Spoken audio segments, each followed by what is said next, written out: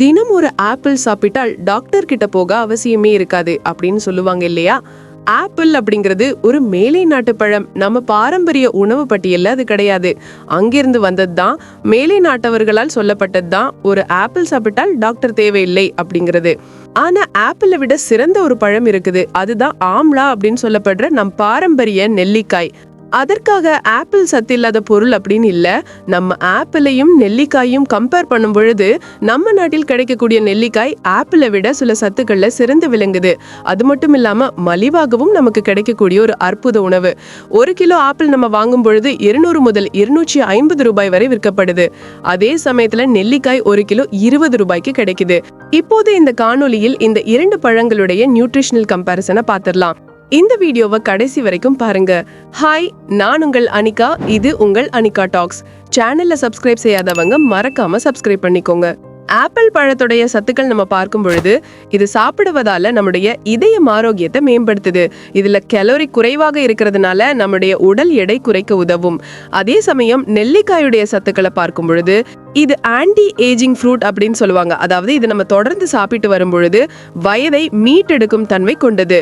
கல்லீரல் செயல்பாட்டை தூண்டி கழிவுகளை வெளியேற்ற உதவுகிறது. முடி உதிர்வதை தடுத்து நரை முடி வருவதை தவிர்க்கிறது. இது சாப்பிடுவதன் மூலமா நம்மளுடைய செரிமான சக்தியை அதிகரிக்கிறது. நெல்லிக்காயில் மிக அதிக அளவு வைட்டமின் சி இருக்குதுங்க. ஒரு நெல்லிக்காயில் சுமார் 600 மில்லிகிராம் இருக்கு. இது ஆப்பிளை விட பல மடங்கு அதிகம்.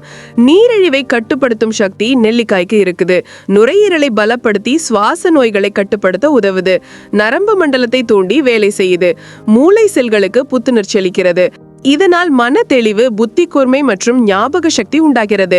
உடல் எடையை கூட்டாமல் தசைகளுக்கு பலம் அளிக்கக்கூடிய தன்மை நெல்லிக்காய்க்கு உண்டு. நீரிழிவை கட்டுப்படுத்தும் சக்தி நெல்லிக்காயில் இருக்குதுங்க. இதில் வைட்டமின் சி சத்து அதிகம் உள்ளதால நோய் எதிர்ப்பு சக்தியாக செயல்படுகிறது. நெல்லிக்காய் கிடைக்காத காலங்களில் காய்ந்த நெல்லிக்காயை பயன்படுத்தலாம். இதற்குரிய சக்தி காய்ந்த பின்னும் குறைவதில்லை. எல்லா வயதினரும் இதை சாப்பிடலாம். குழந்தைங்களுக்கு நெல்லிக்காய் லேகியம் தினம் கொடுக்க சிறந்த நோய் எதிர்ப்பு சக்தி உருவாதுடன் மூளை வளர்ச்சியும் புத்தி கூர்மையும் ஏற்படும். இதனுடைய சுவையை கம்பேர் பண்ணும் பொழுது ஆப்பிள் இனிப்பாகவும் சற்று புளிப்பாகவும் இருக்கும். நெல்லிக்காய் மிகவும் புளிப்பு சுவையுடன் இருக்கும். ஆப்பிள் ஒரு நல்ல பழம் என்றாலும் நெல்லிக்காய் தெய்வீக வரம் என்று அழைக்கப்படும் அளவுக்கு ஊட்டச்சத்துக்கள் நிறைந்தது. குறிப்பாக உங்களுக்கு அதிக வைட்டமின் சி தேவைப்படும் போது நெல்லிக்காய் சிறந்த ஒரு தேர்வா இருக்கும். இந்த வீடியோ பயனுள்ளதா இருக்கும் அப்படின்னு நம்புறேன். இந்த வீடியோ பிடித்திருந்தா லைக் பண்ணுங்க, ஷேர் பண்ணுங்க, மறக்காம நம்மளுடைய சேனலை சப்ஸ்கிரைப் செய்து கொள்ளுங்க. மீண்டும் இது போன்று அடுத்த ஒரு நல்ல பதிவில் சந்திக்கலாம். நன்றி.